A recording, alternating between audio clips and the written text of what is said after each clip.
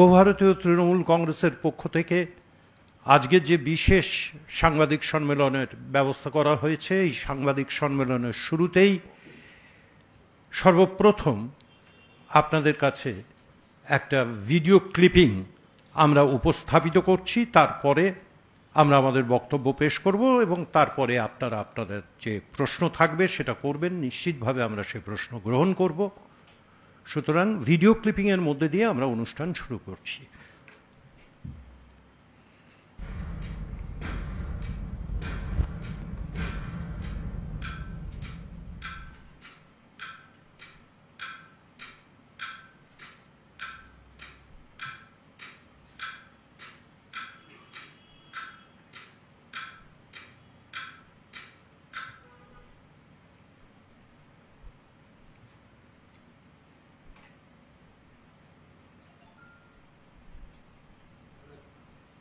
হয়ে গেছে?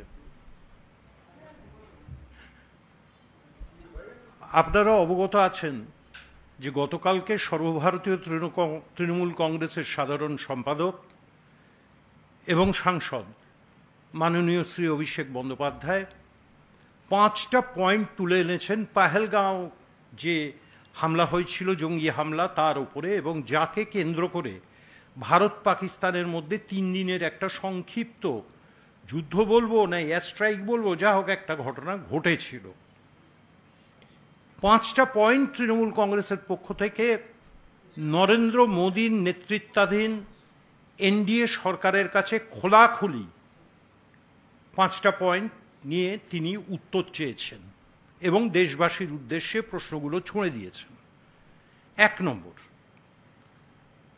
যে কি করে 145 কিলোমিটার দূরে পাহেলগাঁও থেকে, 145 kilometre away from Pahalgam is the Pakistan border, এতটা রাস্তা অতিক্রম করে সন্ত্রাসবাদীরা পাহেলগাঁও পর্যন্ত পৌঁছলো, নৃশংসভাবে 26 জন ভারতীয়কে তারা খুন করলেন। 1। দ্বিতীয় নম্বর, যে তারপরই এটা নিয়ে যখন সর্বদলীয় পার্টির মিটিং ডাকা হলো, সেই মিটিংয়ের পরে কেন্দ্রীয় সরকার স্বীকার করে নিলেন যে ইসমে চুক হুয়া থা, অর্থাৎ নিরাপত্তা ব্যবস্থায় চুক ছিল, ফল্ট ছিল, ব্যর্থতা মেনে নিলেন। আমার এখনো মনে আছে কিরণ রিজিজু ওই মিটিংয়ের পরে বেরিয়ে এসে সাংবাদিক সম্মেলনে বলেছিলেন, হ্যাঁ ইয়ে ইন্টেলিজেন্স কা চুক হ্যায়। আমি একটা জিনিস এখানে যোগ করছি অদ্ভুতভাবে, যে কখনো বলছেন যে ইন্টেলিজেন্স মে চুক হ্যায়, আবার এই বিমান হাদসার পরে দেখছি, বিমান দুর্ঘটনার পরে 3 দিন আগে ভারতবর্ষের স্বরাষ্ট্রমন্ত্রী গিয়ে বলছেন দুর্ঘটনা এড়ানো সম্ভব নয়। আমি নয় ওই প্রসঙ্গটা আজকে আসছি না, তার কারণে এই 5টা প্রসঙ্গ সম্পূর্ণ পাহেলগাঁও এবং আমাদের নিরাপত্তা জনিত এবং তার পরবর্তী অধ্যায়ের ঘটনা। তা আমার প্রশ্ন, যে চুক যদি হয়ে থাকে, তৃণমূল কংগ্রেসের প্রশ্ন, মমতা বন্দ্যোপাধ্যায়, অভিষেক বন্দ্যোপাধ্যায়ের প্রশ্ন, যে সেই ব্যর্থতার দায় কার? তা যারই চুক হবে তাহলে তার বিরুদ্ধে একটা কোনো শাস্তিমূলক ব্যবস্থা হবে। আমরা অদ্ভুতভাবে লক্ষ্য করলাম যে তারপরই আইবি চিফ, এগুলো পরে দেখা, আইবি চিফ, তাকে আরো 1 বছরের জন্য এক্সটেনশন দিয়ে দেওয়া হলো, ইন্টেলিজেন্স ব্যুরো চিফ। আরে সিকিউরিটি তো ইন্টেলিজেন্স ব্যুরো, এবং সেটা অমিত শাহের দপ্তর, তারা দায়িত্ব নিন, কেউ তো একজন দায়িত্ব নেবেন। এ প্রসঙ্গে একটা কথা বলে রাখি, যে আপনাদের সকলেরই মনে আছে যে 2008 সালে যখন বম্বে ব্লাস্ট হয়েছিল তাজ হোটেল, তার 4 দিনের মাথায় তৎকালীন স্বরাষ্ট্রমন্ত্রী শিবরাজ পাটিল, কেন্দ্রীয় স্বরাষ্ট্রমন্ত্রী, পদত্যাগ করেছিলেন। তা সরকার মুখে বলবে চুক হয়েছে, কেউ দায় নেবে না, এক অদ্ভুত পরিস্থিতি। এটা ছিল প্রশ্ন নম্বর 1। এবং প্রশ্ন নম্বর 2, 3 নম্বর ছিল যে 4 জন বা 6 জন, সেটাও সরকার পরিষ্কার করে বলতে পারছেন না যে কতজন আতঙ্কী সীমান্ত অতিক্রম করে 145 কিলোমিটার ভারতবর্ষের ভেতরে পাহেলগাঁও পর্যন্ত চলে এসেছিল। তারা কোথায়? তারা জীবিত, না তারা মৃত, না তারা ভারতবর্ষে ঘুরে বেড়াচ্ছে, না কোথায়? কেন্দ্রীয় সরকার নীরব কেন? যখন সংসদের বিশেষ অধিবেশন ডাকার দাবিতে অভিষেক বন্দ্যোপাধ্যায় সোচ্চার হন, তখন পরিষ্কারভাবে বলে দেওয়া হয় যে না, একদম বাদল অধিবেশন বা মনসুন সেশন 21শে জুলাই থেকে শুরু করা হবে, তার আগে কোনো অধিবেশন হবে না, কোনো আলোচনা হবে না। এই প্রশ্নের সম্মুখীন হব না। প্রশ্ন করলেই আপনি সন্ত্রাসবাদী, আপনি পাকিস্তানের এজেন্ট, আপনি দালাল, ইত্যাদি ইত্যাদি, ভারত বিরোধী তকমা লাগিয়ে দেওয়া হবে। কিসের ভয়? কাকে আড়াল করতে চাইছেন? কি সত্য লুকোতে চাইছেন? নিজেদের ব্যর্থতা এবং অপদার্থতাকে শুধুমাত্র চুপ ঘোষণা করে কতদিন আড়াল করা যাবে, এই প্রশ্নটাই তুলেছেন মমতা বন্দ্যোপাধ্যায়, আগেই তুলেছিলেন, এবার তুলেছেন অভিষেক বন্দ্যোপাধ্যায় সাংসদ হিসেবে, এবং তার পরিষ্কার 5টা পয়েন্ট। এবং ভারতবর্ষের পররাষ্ট্র নীতি, ফরেন পলিসি, যেভাবে এক্সটার্নাল অ্যাফেয়ার্স মিনিস্ট্রি ফেল করছেন বারে বারে। একটা পরিসংখ্যান দিয়ে দেখানো হয়েছে গত 10 বছরে 2 লক্ষ কোটি টাকা, 2 লক্ষ কোটি টাকা শুধু পররাষ্ট্র নীতির পেছনে খরচা করা হয়েছে। বিপদের দিন যখন এলো, ভারতবর্ষের সঙ্গে পাকিস্তানের যখন সম্মুখ সমরে লড়াই শুরু হলো, একটা প্রতিবেশী রাষ্ট্রকে আমরা পাশে পাইনি। সারা পৃথিবীর কোনো রাষ্ট্র ভারতবর্ষের পাশে দাঁড়ায়নি। তাহলে পররাষ্ট্র নীতিটা কোথায় গেল? প্রশ্ন। কার কাছে প্রশ্ন করব? কেউ তো উত্তর দেওয়ার নেই। অভিষেক বন্দ্যোপাধ্যায় সেই জন্যই তো আমাদের প্রেস কনফারেন্স করে মানুষের কাছে কথাগুলো ছুঁড়ে দিতে চেয়েছেন, যে মানুষ জবাব দিক। যে কোনো গণতান্ত্রিক রাষ্ট্রের শেষ কথা বলে মানুষ, কোনো সরকার শেষ কথা বলে না, কোনো রাজনৈতিক দলও শেষ কথা বলে না। তার কারণ এই যে বারে বারে দেখছি কখনো ইন্টেলিজেন্সের ব্যর্থতা, এবং সেটাকে আড়াল করার চেষ্টা, কতগুলো মানুষকে আড়াল করার চেষ্টা। এই যে কেন্দ্রীয় মন্ত্রিসভা স্বীকার করে নিলেন যে নিরাপত্তা ব্যবস্থায় ত্রুটি ছিল, চুক ছিল, বর্ডার ব্যবস্থায় চুক ছিল। সারা ভারতবর্ষের বর্ডার কে নিয়ন্ত্রণ করে? Border security force. Amit Shah কেন দায় নেবেন না? প্রশ্ন তো, এ প্রশ্ন তো আসবেই। বিশ্বগুরু হয়েছেন নরেন্দ্র মোদী, যাকে হাতের সামনে পাচ্ছেন ডোনাল্ড ট্রাম্প থেকে শুরু করে তাকে জড়িয়ে নিয়ে খানিকটা পিঠে চাপড় মারছেন আর মাই ফ্রেন্ড করছেন। এই তো হচ্ছে পররাষ্ট্রনীতি ভারতবর্ষের। খুব অবাকভাবে দেখলাম সেই সময় যে এমন পররাষ্ট্রনীতি আমার বিদেশমন্ত্রী বললেন এই যুদ্ধ থেমে যাওয়ার পরে। তিনি বললেন যে নিয়ম অনুসারে তিনি নাকি পাকিস্তানে পররাষ্ট্রমন্ত্রীকে জানিয়েছিলেন যে আমরা কোন কোন জঙ্গি ঘাঁটি আক্রমণ করতে যাচ্ছি। পাকিস্তান সরকার এবং তাদের আর্মি, মিলিটারি, তারা তো জঙ্গি পোষে, তাদের প্রোটেকশনে থাকে জঙ্গিরা, এটা সবাই জানে পৃথিবীর। তাহলে তাদেরকে আগেই তোমরা টেলিফোন করে বলছো মানে কি আমরা জঙ্গি ঘাঁটিগুলোতে আক্রমণ করতে যাচ্ছি, সুতরাং জঙ্গিদের সেখান থেকে নিরাপদ স্থানে সরিয়ে নাও। এ প্রশ্ন তো খুব স্বাভাবিকভাবে আসবে। আর পঞ্চম এবং শেষ প্রশ্ন অভিষেক বন্দ্যোপাধ্যায় যেটা তুলেছেন, অত্যন্ত মারাত্মক প্রশ্ন, যে যেখানে কাশ্মীর, পাক অধিকৃত কাশ্মীর, পাক অকুপাইড কাশ্মীর, যেটা নিশ্চিত ছিল যুদ্ধটা যেদিকে এগোচ্ছিল, অন্তত ভারতবর্ষের মিডিয়া যা দেখিয়েছে, 24 ঘন্টার মধ্যে ভারতীয় সেনা, বীর সেনারা, সেলাম তাদের, তারা পাক অধিকৃত কাশ্মীর দখল করার জায়গায় ছিল। সেই সময় আমরা দেখলাম যে খুব সম্ভবত 11 তারিখ ভোর রাতে, 11ই মে, আমেরিকার রাষ্ট্রপতি ডোনাল্ড ট্রাম্প তিনি টুইট করে জানিয়ে দিলেন যে গতকাল আমার বিনিদ্র রজনী গেছে, পাকিস্তান এবং ভারতবর্ষের মধ্যে আমি দৌত্য করেছি এবং সিজ ফায়ার হয়ে গেছে। আমরা ঠিক বলছি না ভুল বলছি? প্রথম কে জানিয়েছিলেন? Donald Trump. তার অন্তত 12 ঘন্টা পরে, ওই 11 তারিখ বিকেল 5টার সময় ভারত সরকার ঘোষণা করলো সিজ ফায়ার। পরে বলছে ভারত সরকার, এস জয়শঙ্কর, বিদেশমন্ত্রী, তাকে দিয়ে বলানো হচ্ছে না না না না না, ওসব ট্রাম্প ঠিক বলছেন না। তাহলে মোদি সাহেব, আজ তো আপনি G7-এ, গ্রুপ 7-এর মিটিংয়ে রয়েছেন কানাডায়, সরাসরি জিজ্ঞাসা করুন বা বলুন সেখানে সাংবাদিকদের সামনে, ডোনাল্ড ট্রাম্প তুমি মিথ্যা কথা বলছো। আসলে ভারতবর্ষের সার্বভৌমত্ব নরেন্দ্র মোদী অনেক আগেই বিক্রি করে দিয়েছেন। নইলে আমেরিকার নির্বাচনে তিনি নির্বাচনী প্রচারক হিসেবে যান, বলেছিলেন না আপকি বার ট্রাম্প কি সরকার, মনে পড়ছে 2019 সালে। আচ্ছা ধরুন সামনের বছর তো পশ্চিমবাংলায় বিধানসভার নির্বাচন, যদি এখন জো বাইডেন বা হিলারি ক্লিন্টন ডেমোক্র্যাট পার্টির তরফ থেকে এসে বলেন আপকি বার মমতা কি সরকার, কেমন লাগবে? তখন তো বলবে তৃণমূল কংগ্রেস হয়েছে মার্কিন যুক্তরাষ্ট্রের দালাল, পুঁজিপতিদের দালাল। নরেন্দ্র মোদী বললে তিনি বিশ্বগুরু, আর তাতেই তো ভারতবর্ষের সার্বভৌমত্ব নষ্ট হচ্ছে।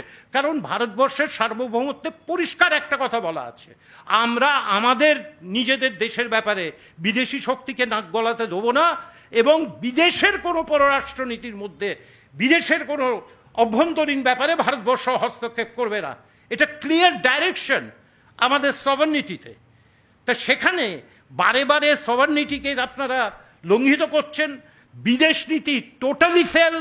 তার কারণ এই যে 2 লক্ষ কোটি টাকা গত 10 বছরে খরচা করেছেন, একটা বন্ধু জোটাতে পারেননি।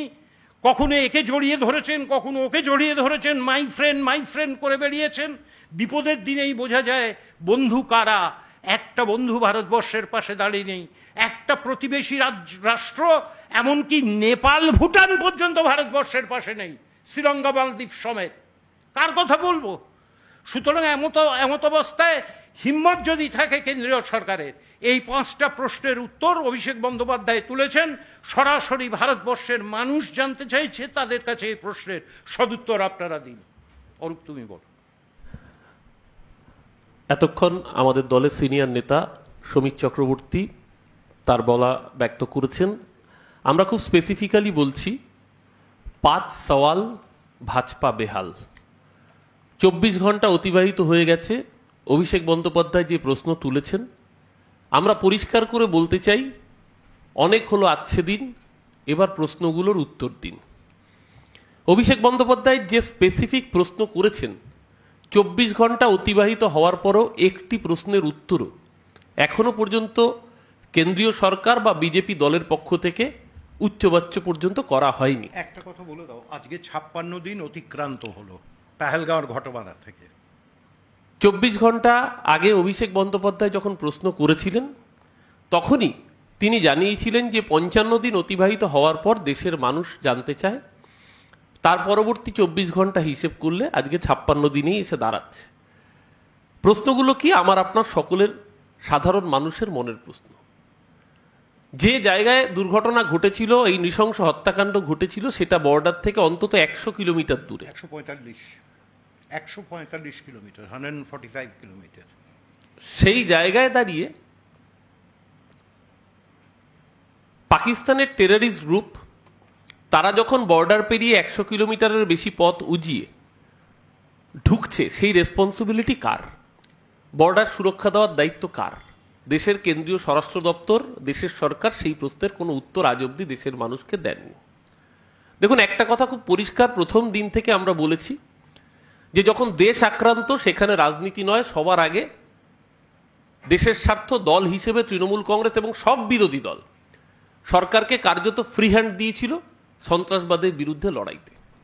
কিন্তু আমরা কি দেখলাম? অভিষেক বন্দ্যোপাধ্যায়ের দ্বিতীয় প্রশ্ন যেটা, যে ইন্টেলিজেন্স ফেইলিওর হলো, একথা প্রকাশ্যে স্বীকার করতে বাধ্য হলেন যারা, তারপরেও কেন আমাদের ইন্টেলিজেন্সের দায়িত্বপ্রাপ্ত যিনি সিকিউরিটি ব্যুরো চিফ, তার এক্সটেনশন মেয়াদ বৃদ্ধি হলো। তৃতীয় প্রশ্ন, ঘটা করে যে সন্ত্রাসবাদী জঙ্গিদের ছবি প্রকাশ করেছিল সরকারের পক্ষ থেকে, অপারেশন সিঁদুরের সাফল্যে বিজেপি বিহারে ভোট প্রচার করতে নেমে গেল, ফ্লেক্স টাঙিয়ে দিল। সেই অপারেশন সিঁদুরে ওই জঙ্গিদের যাদের ছবি আমাদের দেশের গোয়েন্দা সংস্থা ইন্টেলিজেন্স তারা প্রকাশ করেছিল, তাদের স্ট্যাটাস কি আমরা জানতে পারলাম না, যে তারা আদৌ অপারেশন সিঁদুরের ফলে তাদের মৃত হয়েছে কিনা বা তাদের স্ট্যাটাস সম্পর্কে আমরা কিছু জানি কিনা। মোস্ট আনফরচুনেট, যেটা এর আগে কখনো হয়নি, ভারত পাক দ্বিপাক্ষিক সম্পর্কে তৃতীয় পক্ষ কখনো এর আগে ইন্টারভেন করতে পারেনি। সিমলা চুক্তি সেটা 1971 সালে ভারত বাংলাদেশ যুদ্ধের সময় হোক, রিচার্ড নিক্সন পেরে ওঠেননি। এমনকি যখন অটল বিহারী বাজপেয়ীও দেশের প্রধানমন্ত্রী ছিলেন, কার্গিল যুদ্ধের সময়ও আমেরিকার ক্ষমতা হয়নি ভারত পাক দ্বিপাক্ষিক সম্পর্কে প্রবেশ করবার। আজকে দুর্ভাগ্যজনকভাবে যখন আমরা সদর্থকভাবে সরকারের পাশে, সেই সময় আমরা দেখতে পাচ্ছি যে আমাদের সরকার সিজফায়ার ঘোষণা করবার আগে, বিদেশ মন্ত্রক প্রেস কনফারেন্স করবার আগে, আমেরিকার প্রেসিডেন্ট তার পার্সোনাল টুইটার হ্যান্ডেল থেকে সিজফায়ারের ঘোষণা হয়ে যায়। আমাদের বক্তব্য খুব পরিষ্কার, ভারত সরকার কি বিদেশ মন্ত্রক কি লিখিতভাবে একবারও মার্কিন সরকারের কাছে জানতে চেয়েছে যে কোন এখতিয়ারে আমেরিকার সর্বাধিনায়ক তিনি সিজফায়ার ঘোষণা করেন? যে কথা সমীর চক্রবর্তী বলছিলেন, আমরা তো দেখেছি 56 ইঞ্চি নাকি ডোনাল্ড ট্রাম্পের খুব ভালো বন্ধু গিয়ে প্রচার করেন আপকি বা ট্রাম্প সরকার। জি সামিটের বৈঠকে গেছেন, সেই বৈঠকে গিয়ে তিনি কি একবারও প্রশ্ন করার হিম্মত দেখিয়েছেন যে আপনি কি করে ভারত পাক দ্বিপাক্ষিক সম্পর্কের বিষয়ে আপনি কি করে আপনার টুইটার হ্যান্ডেল থেকে এই প্রশ্নগুলো তোলবার অধিকার রাখেন বা এখতিয়ার রাখেন? আমরা তো দেশের প্রধানমন্ত্রীকে 56 ইঞ্চি মুখে শুনেছি, কিন্তু কার্যক্ষেত্রে 16 ইঞ্চি হয়ে যেতে দেখতে চাইনি আমরা কেউই। আরো আশ্চর্যজনক, যারা নিজেদের দেশপ্রেমিক বলেন তারা দেখলাম অদ্ভুতভাবে একসময় বিহারে প্রচার করলেন। নরেন্দ্র মোদী যেদিনকে 22 তারিখে পেহেলগামে অ্যাটাক হয় সেদিনকে দেশের বাইরে ছিলেন, তিনি 23 তারিখে ফিরলেন। 23 তারিখে ফিরে পেহেলগামে যাননি, ক্ষতিগ্রস্তদের পরিবারের পাশে যাননি। 24 তারিখে তিনি বিহারে প্রচার করতে গিয়েছিলেন। আর গত রবিবারের আগের রবিবার, যেই সময় অভিষেক বন্দ্যোপাধ্যায় দেশকে রিপ্রেজেন্ট করছেন, পাকিস্তানের জঙ্গি গোষ্ঠীর বিরুদ্ধে বার্তা দিচ্ছেন কঠোরভাবে, দ্ব্যর্থহীন ভাষায়, সেই সময় দেশের স্বরাষ্ট্রমন্ত্রী, যার দায়িত্ব ছিল বর্ডারকে নিশ্চিত করা, সুরক্ষিত রাখা, তিনি নেতাজি ইন্ডোরে এসে বিজেপির হয়ে ভোট প্রচার করছেন। তাহলে দেশপ্রেমের শিক্ষাটা কার থেকে নেবে ভারতবর্ষের মানুষ? অমিত শাহের থেকে দেশপ্রেমের শিক্ষা নেবে, না আমাদের নেতা অভিষেক বন্দ্যোপাধ্যায়ের থেকে ভারতবর্ষের মানুষ দেশপ্রেমের শিক্ষাটা নেবে? দল মতের ঊর্ধ্বে উঠে আমরা গিয়ে পাকিস্তানের জঙ্গি গোষ্ঠীর বিরুদ্ধে দেশের হয়ে দেশের পতাকাকে তুলে ধরছি যখন, ঠিক ওই একই সময়ে একই দিনে দেশের স্বরাষ্ট্রমন্ত্রী এসে এখানে বিজেপির হয়ে ভোট প্রচার করছেন। অর্থাৎ বার্তাটা খুব পরিষ্কার, একটা সরকার প্রতিটা স্তরে ব্যর্থ, একটা সরকার তার ইন্টেলিজেন্স মিজারেবলি ফেইলিওর, তারপরেও তারা সেটাকে অ্যাকনলেজ করা তো দূরের কথা, যখন সন্ত্রাসবাদের বিরুদ্ধে লড়াইয়ে গোটা দেশ ঐক্যবদ্ধ তখনও তারা তাদের নিজের রাজনৈতিক ফায়দা, নিজের রাজনৈতিক স্বার্থের কথা তুলছেন। আমরা খুব পরিষ্কার করে আবারও বলছি, 56 দিন অতিবাহিত ঠিকই, 24 ঘন্টা আগে অভিষেক বন্দ্যোপাধ্যায় যে প্রশ্নগুলো তুলেছেন সেই প্রশ্নের জবাব দেশের মানুষ জানতে চায়। 5 সওয়াল ভাজপা বেহাল, অনেক হলো আজকে দিন, এবার প্রশ্নগুলোর উত্তর দিন। যদি উত্তর না দিতে পারেন তাহলে দেশের মানুষের সামনে নিজেদের ব্যর্থতা স্বীকার করুন। গোটা দেশ সন্ত্রাসবাদের বিরুদ্ধে লড়াইতে আপনাদের পাশে আছে, কিন্তু পুলওয়ামার সময় যেরকম ভাবে ওই একটা দেশপ্রেমের জিগির তুলে ভোট বাক্সে কনভার্ট করার খেলা খেলেছিলেন, দেশের মানুষ আর নতুন করে সেই খেলায় প্রশ্রয় দেবে না। এবারও যদি অপারেশন সিঁদুরকে ঢাল করে আপনারা যদি ভাবেন নির্বাচন বৈতরণীতে এটাকে ব্যবহার করবেন, দেশের মানুষ কিন্তু আপনাদের এই ব্যর্থতার দায় আগামী দিন আপনাদেরকে নির্বাচনী পদ্ধতির মাধ্যমেই বুঝিয়ে দেওয়ার জন্য প্রস্তুত রয়েছে। সমীর চক্রবর্তীর কাছে আমি মাইক্রোফোন হ্যান্ড ওভার করছি, উনি এরপর বলবেন। আমি অরূপের ওপরে একটা কথাই শুধু অতিরিক্ত সংযোজন করছি। অমিত শাহ আসার 7 দিন আগে নরেন্দ্র মোদীও এসেছিলেন এই পশ্চিমবাংলাতে। প্রায়োরিটি কোনটা? আমার প্রশ্ন, প্রায়োরিটি কোনটা? ভারতবর্ষের নিরাপত্তা না নির্বাচন? নির্বাচনী দামামাটা পশ্চিমবাংলায় তো প্রথম বাজালেন প্রধানমন্ত্রী। ও যে কথাটা বলছিল ঠিক একই কথার পুনরাবৃত্তি করবো আরেকবার। 22 তারিখে ভোর রাতে ভারতবর্ষে ফিরলেন এপ্রিল মাসে। তার কারণ যেদিন পেহেলগাঁয়ের ঘটনা ঘটলেন উনি সৌদি আরব সফরে ছিলেন। সফর কাটছাট করে ফিরলেন, সারাদিন দিল্লিতে কি সব মিটিং টিটিং করলেন। তার পরের দিন অল পার্টি মিটিং। লোকসভার নেতাটা কে? Who is the leader of Lok Sabha? The prime minister is the leader of Lok Sabha. পশ্চিমবাংলায় যেমন বিধানসভার নেতা কে? মুখ্যমন্ত্রী হচ্ছেন লিডার অফ দ্য হাউস। শুধু তাই নয়, তেমনি এক মিনিট শেষ করতে দাও। তেমনি একইভাবে নরেন্দ্র মোদী কিন্তু অনুপস্থিত অল পার্টি মিটিংয়ে। তার কাছে প্রায়োরিটি কোনটা? বিহারের নির্বাচন। নীতিশ কুমারকে সঙ্গে নিয়ে বিহারে মধুবনীতে হাসি ঠাট্টা করছেন মঞ্চে বসে। আসলে যে কথাটা অরূপ বলল, ওই কি আবার পুলওয়ামার ধাঁচে এইটাকে ইস্যু করে ভারতবর্ষের অন্য রাজ্যের নির্বাচন কি চাইছেন? সামনে বিহারের নির্বাচন, তারপরে পশ্চিমবঙ্গ সমেত 5টা স্টেটের ইলেকশন আগামী বছর এপ্রিল মাসে, সেটাকে এনক্যাশ করতে চাইছেন। শুধু ভোট বোঝেন, দেশের স্বার্থ জলাঞ্জলি। দেশে কোনো নিরাপত্তা নেই, স্বরাষ্ট্র ব্যবস্থা, স্বরাষ্ট্রমন্ত্রক উঠে গেছে, অর্থমন্ত্রক উঠে গেছে, বৈদেশিক দপ্তর উঠে গেছে। তো কি বলবেন এই সরকার? কি মানুষের কাছে প্রশ্নগুলো রইল, মানুষ উত্তর দিন। পুলওয়ামার সময় আমরা দেখেছিলাম পুলওয়ামাকে ব্যবহার করে সরাসরি নরেন্দ্র মোদী ভোট প্রচার করেছিলেন, পুলওয়ামার শহীদের নামে ভোট চেয়েছিলেন। আমরা আমাদের 44 জন দেশের বীর সেনা জওয়ানের রক্তে ভেজা লাশ গুনেছিলাম, আমরা সার্জিক্যাল স্ট্রাইকের কথা শুনেছিলাম, কিন্তু আমরা একজনও পাকিস্তানি টেররিস্ট গ্রুপের কারুর মৃতদেহ আমরা দেখতে পাইনি। সার্জিক্যাল স্ট্রাইক হয়েছিল, কিন্তু আমরা আমাদের যে প্রত্যাশিত ভারতবর্ষের মানুষ যে বদলাটা দেখতে চেয়েছিল সেই বদলা আমরা দেখতে পাইনি। এবার দ্বিতীয়ত, পাক অধিকৃত কাশ্মীরকে দখল করার যে সুযোগ পেয়ে গেছিল ভারতীয় সেনা, তাদেরও মনোবলে কি আঘাত লাগছে না এই ধরনের হঠকারী সিদ্ধান্তে? প্রশ্ন রইল, বলো। বুয়াদা বলে দিয়েছেন। সুতরাং আমাদের বক্তব্য সেদিনও যা ছিল আজও তাই আছে। যখন দেশ বিপদে, গোটা দেশের পাশে দল মতের ঊর্ধ্বে তৃণমূল কংগ্রেস দাঁড়িয়েছে। মমতাদি প্রথম দিন থেকে বার্তা দিয়েছেন, অভিষেক বন্দ্যোপাধ্যায় মমতা বন্দ্যোপাধ্যায়ের দূত হিসেবে গোটা পৃথিবীর কাছে সন্ত্রাসবাদের বিরুদ্ধে ভারতের অবস্থানকে দৃঢ়ভাবে ব্যক্ত করেছেন। কিন্তু দুর্ভাগ্যজনকভাবে আমরা দেখছি যারা আমাদের দেশের সরকার চালাচ্ছেন তারা এই ঘটনাকে কেন্দ্র করেও দেশের স্বার্থের বাইরে দলের স্বার্থকে প্রাধান্য দিচ্ছেন তাদের নিজস্ব সংকীর্ণ রাজনীতির স্বার্থে। এর আগে পুলওয়ামার সময় তাদের অভিজ্ঞতা বাংলার মানুষ, ভারতবর্ষের মানুষ ভোলেনি।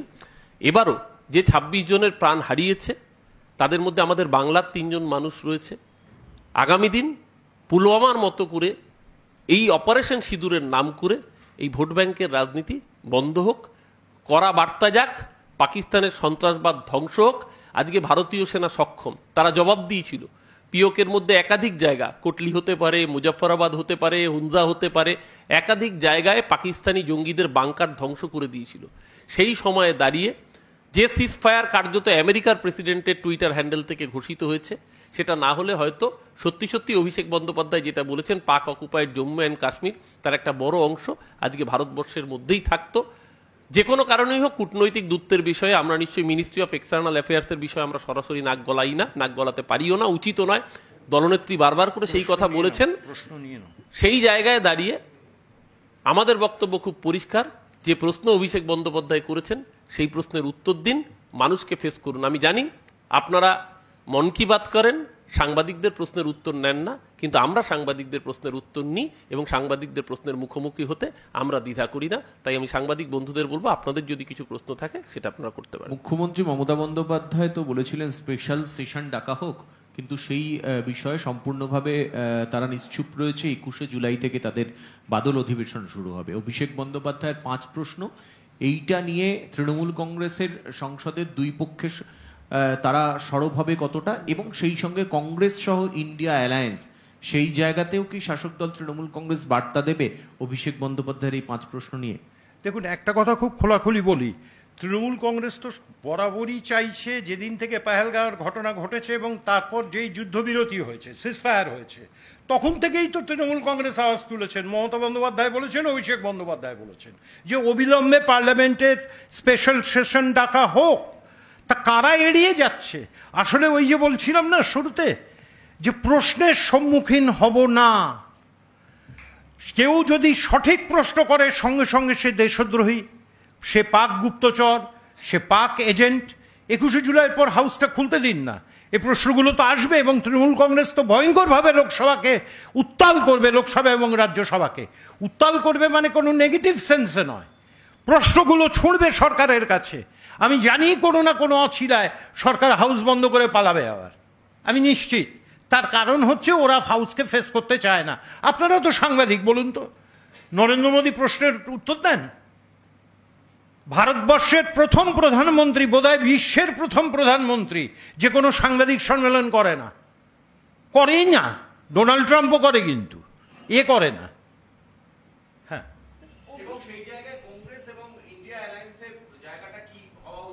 প্রত্যেকটা পার্টির কাছেই কংগ্রেস, মানে তৃণমূল কংগ্রেস এই আবেদন জানাবে, এবং প্রত্যেকটা পার্টি তাদের নিজের মতো করে প্রশ্ন আছে, এবং আমরা আশা রাখি, দেখুন আমি তৃণমূল কংগ্রেসের বাইরের কি অন্য পার্টির কি স্ট্যান্ড আমি তো বলতে পারবো না, সেটা তাদের স্ট্যান্ড, কিন্তু আমরা আশা করব যে সবাই নিশ্চয়ই ভারতবর্ষের স্বার্থে তারা সঠিক প্রশ্নটা সঠিক জায়গায় তুলে ধরবেন, মানে লোকসভায় এবং রাজ্যসভায়। অভিষেক বন্দ্যোপাধ্যায়ের প্রশ্নের উত্তর না দিলেও পাল্টা আরো 5টি প্রশ্ন ছুড়ে দিয়েছে বঙ্গ বিজেপি। বঙ্গ বিজেপির কাছে উত্তরগুলো চাওয়া হয়নি, উত্তরগুলো চাওয়া হয়েছে কেন্দ্রীয় বিজেপির কাছে। তার কারণ বঙ্গ বিজেপি খায় না মাথায় দেয়, এটা কি জানে? তাদের প্রশ্নগুলো আমি একটু ছোট করে বলে দিই। 5টি প্রশ্ন তারা রেখেছেন যে নারী নির্যাতন পরপর হচ্ছে, তার জন্য মুখ্যমন্ত্রী ইস্তফা দেবেন না কেন? প্রমোটার রাজ বেড়েছে অগ্নিকাণ্ডের ঘটনায়, কেন এই ঘটনা ঘটছে? হিন্দুদের ওপর কেন অত্যাচার ঘটছে? কুকথা বলার জন্য অনুব্রত মণ্ডলের বিরুদ্ধে কি ব্যবস্থা নেওয়া হবে এবং এসএসসির সমাধান কবে হবে? শাক দিয়ে মাছ ঢাকার চেষ্টা। আসলে এত দেউলিয়া রাজনীতি আমি দেখিনি আমার দীর্ঘ 48 বছরের রাজনৈতিক জীবনে। টোটাল পলিটিক্যাল ব্যাংক্রাপ্সি পশ্চিমবাংলার বিজেপি, ব্যাংক্রাপ্ট। এরা জানেই না কোত্থেকে প্রমোটার রাজ ধরে নিয়ে আসছে আর কি সব আপনি বলছেন সেগুলো। দেশ আগে না কোথায় কে প্রমোটিং করবে সেটা আগে। তাহলে আমি যদি প্রশ্ন করে বসি পাল্টা, যে নরেন্দ্র মোদীর গুজরাটে প্লেন বাড়িতে গিয়ে ধাক্কা খাচ্ছে কেন, ওটা কি প্রমোটার রাজ? উত্তর দিতে পারবেন? যে প্রশ্নটা করলেন, বিমানটা কোথায় গিয়ে ধাক্কা খেলো, উত্তরটা দিন না। তো ওটা কি প্রমোটার রাজ? আসলে মানে পাগলের মতো কথাবার্তা বলা ছাড়া, ওই যে বলছি না পলিটিক্যাল ব্যাংক্রাপ্সি। পশ্চিমবাংলার বিজেপির থেকে এত রাজনৈতিক দেউলিয়া আমি কোনোদিন কোনো রাজনৈতিক দলকে দেখিনি গত 48 বছরে আমার রাজনৈতিক জীবনে। নারীদের নিরাপত্তা নিয়ে যে প্রশ্ন করলেন, সেই নিরাপত্তার বিষয়টা আমার মনে হয় সবচেয়ে ভালো উত্তর দিয়েছে বিজেপির মন্ডল প্রেসিডেন্ট গঙ্গাধর কয়াল। সন্দেশখালীর সময় কি বলেছিলেন? রেপি হয় নাই, তাকে রেপে কনভার্ট করিয়ে দিয়েছে। আমরা এখনো ভুলিনি কি করে পশ্চিমবঙ্গের নারীদের সম্মান 2000 টাকার বিনিময়ে, আচ্ছা 2000 টাকার বিনিময়ে কি করে পশ্চিমবঙ্গের নারীদের সম্মানকে তিনি কার্যত গোটা দেশের কাছে বেআব্রু করেছিলেন। বাংলার মানুষ ভোলেনি, যখন এই কথাগুলো বলছেন দেশের মানুষ তো ভোলেনি কুঁয়ার বিজয় সিংহ মন্ত্রী, তিনি আমাদের সেনাবাহিনীর জওয়ান বীরাঙ্গনা কর্নেল সোফিয়া কুরেশি, তার সম্পর্কে বলেছেন সন্ত্রাসবাদী জঙ্গিদের বোন।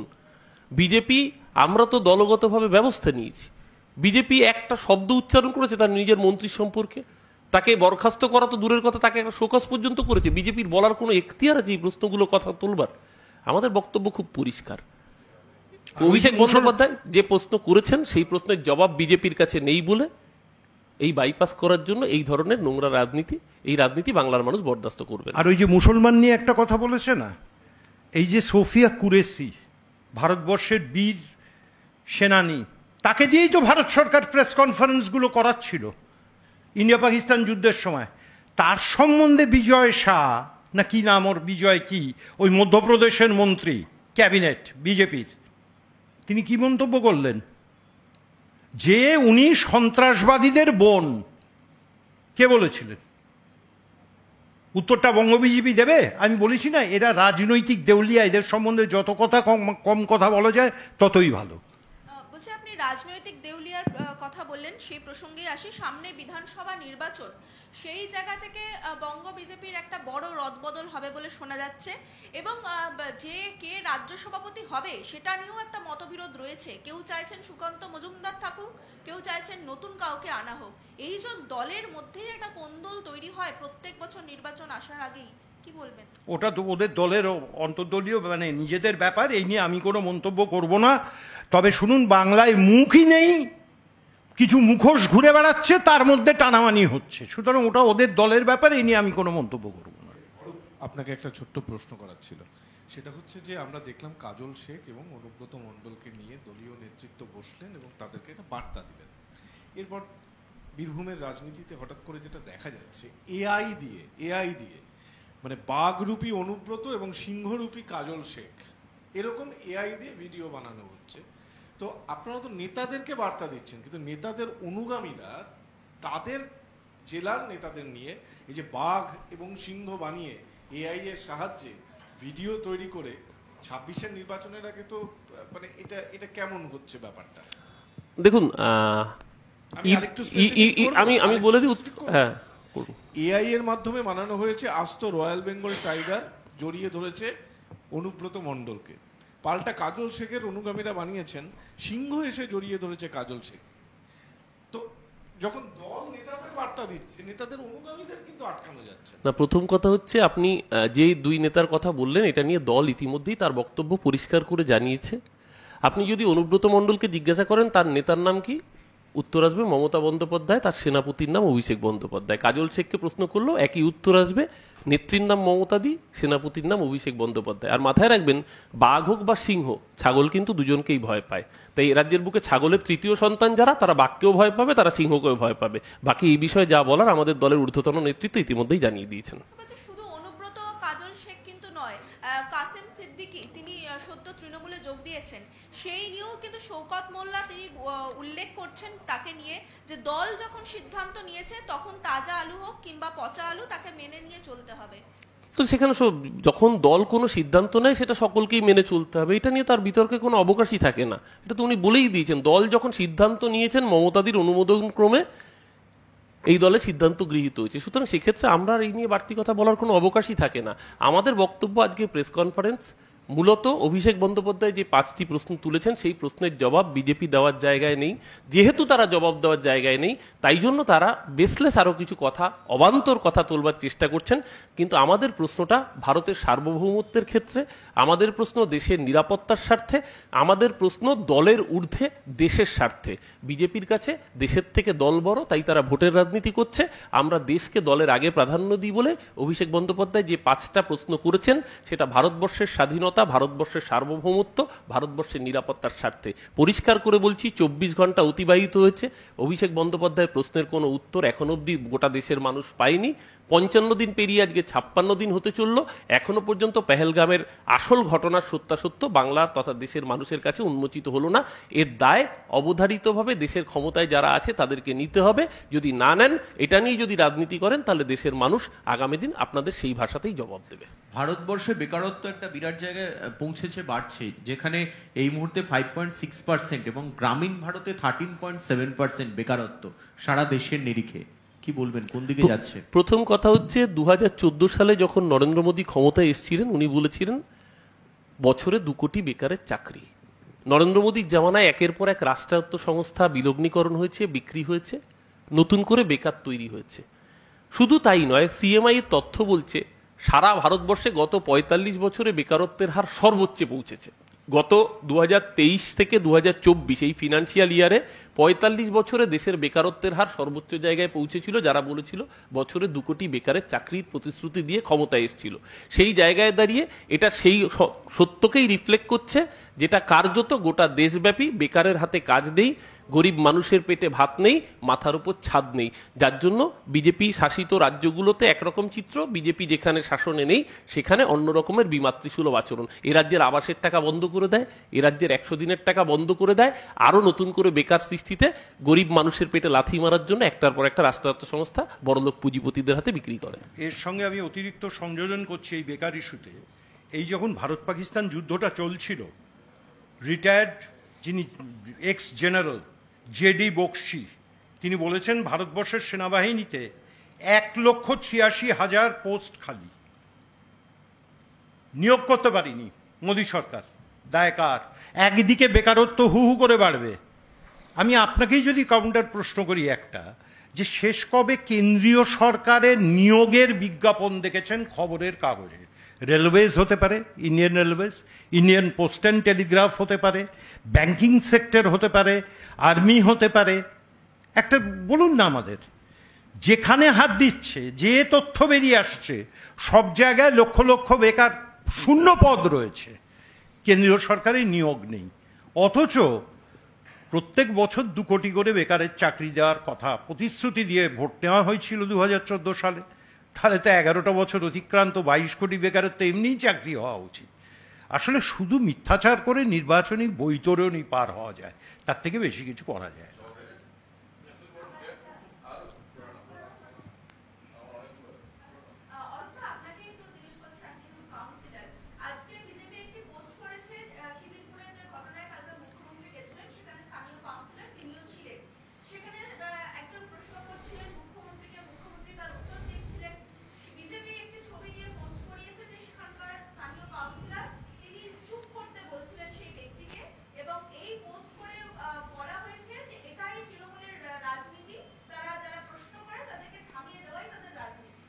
দেখুন, স্বয়ং মমতা বন্দ্যোপাধ্যায় নিজে দুর্ঘটনাস্থলে গেছেন, মুখ্যমন্ত্রী নিজে মানুষের প্রশ্ন নিয়েছেন, সরকার পাশে রয়েছে, অস্থায়ী দোকান করে দেওয়া হচ্ছে এবং পরবর্তীকালে ওই জায়গাতেই নতুন করে বাজার তৈরি করে দেবে সরকার ইতিমধ্যেই ঘোষণা করেছে। তৃণমূল কংগ্রেস প্রশ্ন নিতে ভয় পায় না, প্রশ্ন নিতে তারা ভয় পায় যারা 11 বছর দেশের ক্ষমতায় থাকার পরও একটা প্রেস কনফারেন্স করার মুরদ দেখায় না, শুধুমাত্র মন কি বাত একতরফা কথা বলে। আর আমরা যে কোনো জায়গায় কোনো ঘটনা দুর্ঘটনা ঘটতেই পারে, সেটাকে ফেস করতে যাই। আমরা নিজের সুবিধা মতো কখনো কোনো ব্রিজ ভেঙে পড়লে তাকে অ্যাক্ট অফ গড বলে চালাই না। আবার যখন নিজেদের রাজ্যে দুর্ঘটনা ঘটে, আমি জাস্ট 5 সেকেন্ডের একটা অডিও ক্লিপ আপনাদের শুনিয়ে দিই। मैं एक बात जरूर कहना चाहता हूं कि ये एक्सीडेंट है, एक्सीडेंट को कोई रोक नहीं सकता। দেশের স্বরাষ্ট্রমন্ত্রী বলছেন ये অ্যাক্সিডেন্ট है, অ্যাক্সিডেন্ট को कोई रोक नहीं सकता। আর যখন বাংলার বুকে ব্রিজ ভেঙে পড়ে তখন অ্যাক্ট অফ গড না অ্যাক্ট অফ ফ্রড হয়? আজকে এই প্রশ্নের জবাব তাদেরকে দিতে হবে। আরে ওটাও ধার করে নেওয়া। ও মাই গড বলে একটা সিনেমা এসেছিল, সেখানে অ্যাক্ট অফ গড বলে মামলা হয়েছিল। সিনেমাটার কথা মনে করুন। এরা সবই হচ্ছে টুকলি পার্টি। কোথায় কোথাও সিনেমা দেখবে, তার ডায়লগ বলবে যে কি লোহা গরম হ্যায়, সিঁদুর দৌড় রা হ্যায়, কি বলা যাবে।